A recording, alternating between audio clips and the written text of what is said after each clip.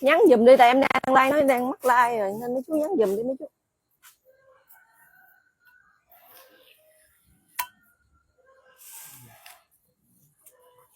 Nói gì ba?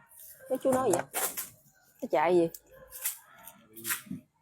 Để lên đây đang khỏi mỏi nó.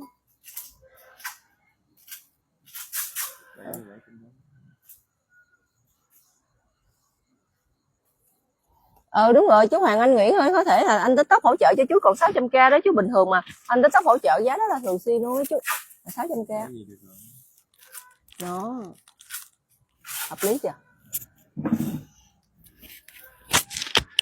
Có đi đám dỗ bên cồn không? Bị dính để tính khen.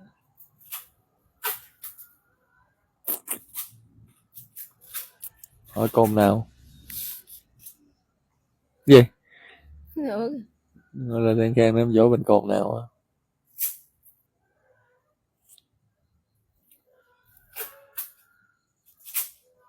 Ngày nào cũng chạy ngang.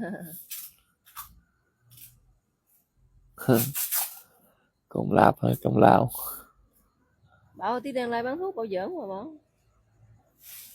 Nó nhắn kìa, cồn lạp hay cồn lao? Anh Phu thì nó không cần nghĩ, còn Bảo thì nó không có nghĩ, không chịu nói. Bán buôn nghệ vô gà. Luôn bán luôn nghệ được không?